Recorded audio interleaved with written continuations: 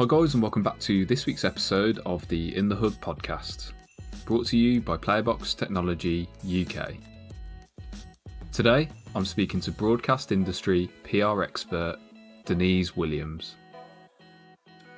Denise has over 25 years of experience in the broadcasting and entertainment industries. She's currently working alongside Bubble Agency in the UK, delivering expert PR services to companies based across the world. Hope you enjoy.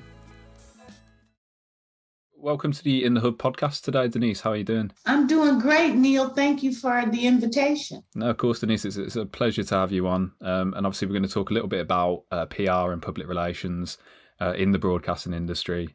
And that's a topic that we haven't yet properly discussed on the podcast. And it's one that we're quite interested in hearing more about from you.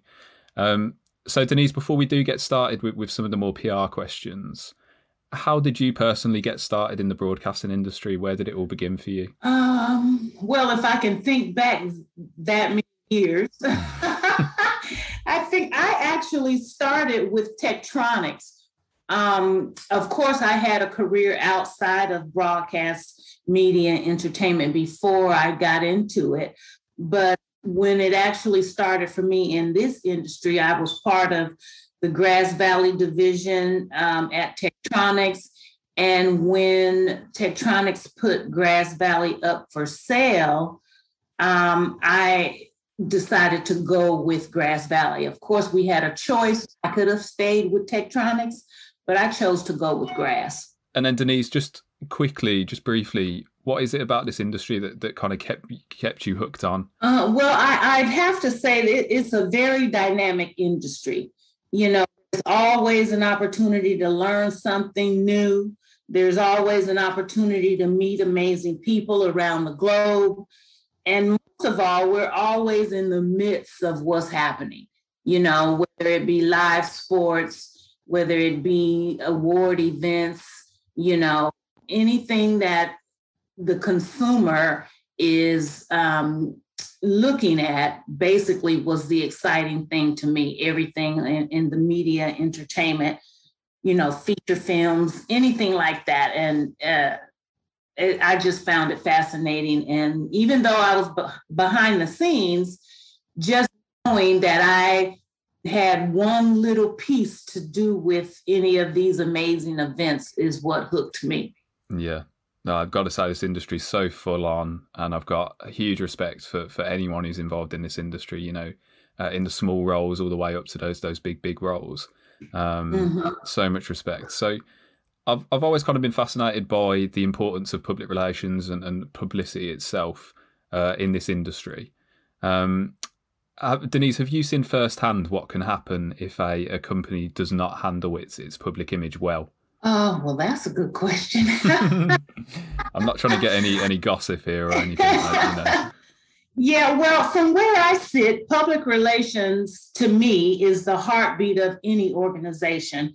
And I believe that all businesses should have some kind of PR embedded into their day-to-day activities, whether it is an agency collaboration or just a one-woman, you know, one-stop shop. Because if they don't, it's like not watering your plant. It's eventually going to die on the vine. You know, so I've seen businesses go from being unknown to the industry to be the talk of the town. And once it includes PR in their ongoing activity, then that's when the dynamics change and things become more interesting and exciting. Yeah. So again, PR is not just something that a company can do all at once and then leave it. It's got to be this ongoing process. It's got to be this continual thing. Yeah, it definitely has to be an ongoing thing. It's not okay, we'll do it for this one thing and then, okay, we'll see you later. You have to really invest in it and then invest in it properly. Yeah. You know, for you to get the real benefit, and then you'll see a return on your investment at the end of the day. 100%. And then Denise, do you think that this kind of old school press materials and old school PR, so things like print magazine features and direct mail and things like that. Do you think that kind of old school press materials, do you think they'll always have a big part to play in this industry? Well, yes, I do. You know, what you call old school PR is what makes PR. You know, I mean, that's what makes it. If it weren't for us old timers, you know, then there would be no PR right now today. So yes, I think an important avenue that will always be around. I almost feel bad for that, Denise. No, it's, I'd read a few articles that obviously things date so quickly in PR, don't they, and marketing in general. You know, it's crazy how quick things become old school and how quick they're deemed old school. Yeah, but you know, with that being said, what goes around comes around. You know, you may consider it old school today because you found some new shiny thing, but then when the rubber meets the road, you have to come back. You have to come back. Yeah, no, I completely agree. And then you know, me personally, sometimes press coverage in the broadcasting industry can come across a little bit stale sometimes, a bit boring sometimes, because it's obviously quite technical.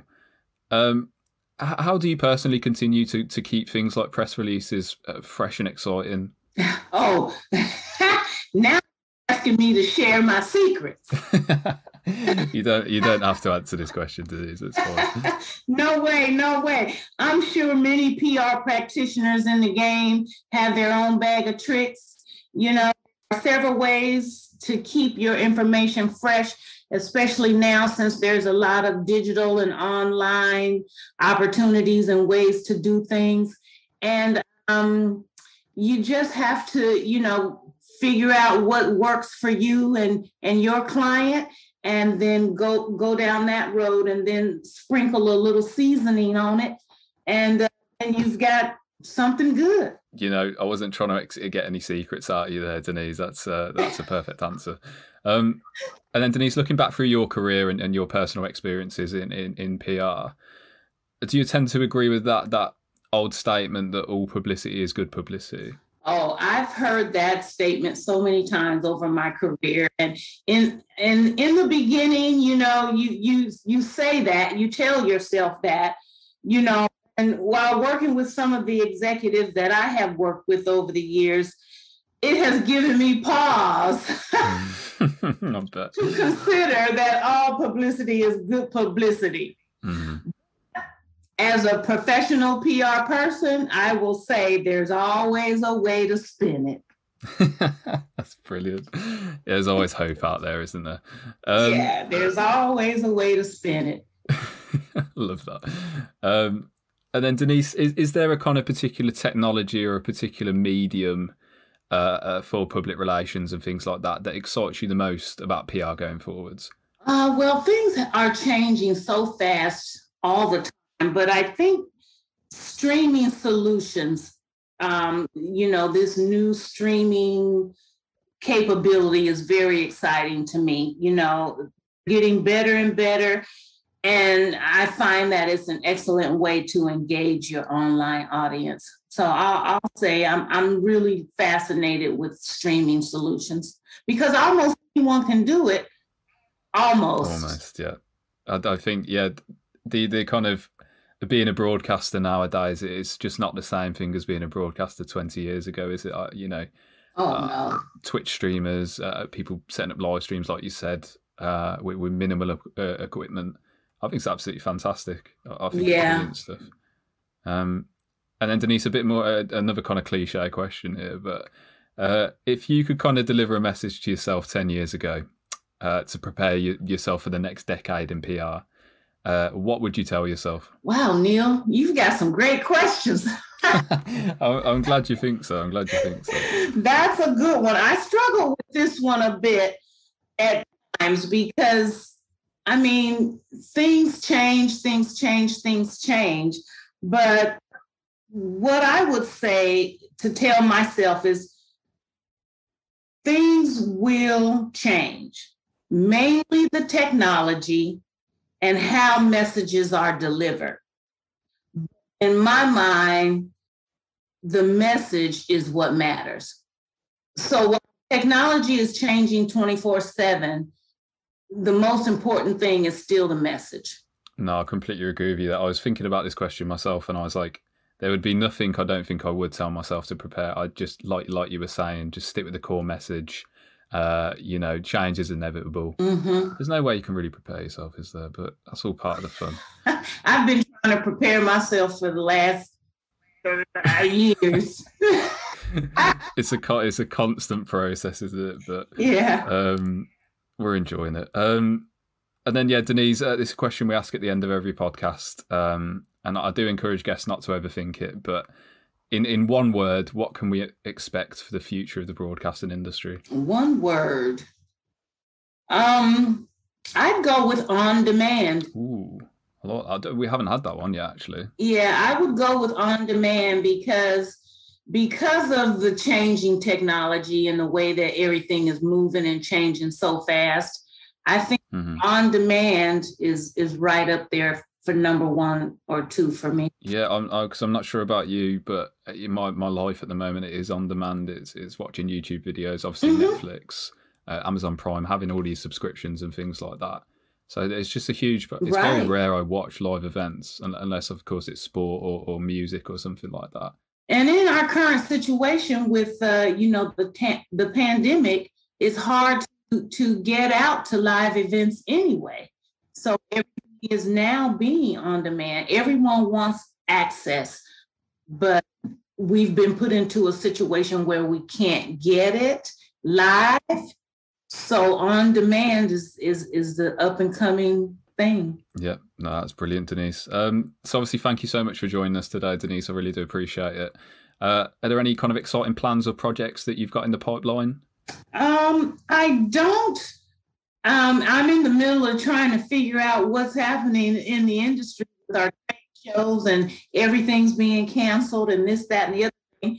But I am associated with Bubble Agency, and we're just looking at different ways to continue keeping our clients in the forefront of the industry, and looking at ways to keep it fresh and keep it coming. Yeah, brilliant stuff. I noticed obviously over the last week and the previous weeks with trade shows, and at the moment it's a little bit of a storm, isn't there, essentially? But what's important is obviously companies communicate effectively with what's happening. And from the companies that I've seen obviously involved with this, I think they're all doing a fantastic job at keeping the industry informed about what's happening. So I think that's absolutely brilliant. And then how can people get in touch with you, Denise, if they want to find out anything more about what you're up to or inquire about any of your services? Oh, yes, they can contact me via email at denisew@bubbleagency.com, or they can find me on any of the social media channels. Awesome. So we'll link your LinkedIn in the podcast description, Denise. So anyone on Spotify, Apple Music, Apple Podcasts, you guys can go and find that over there. So once again, thank you for joining me. Denise, I really do appreciate it, and for enlightening me on a few of those topics. This is something that I wanted to cover for a long, long time now. So thank you again. Well, thank you very much. Cheers, Denise.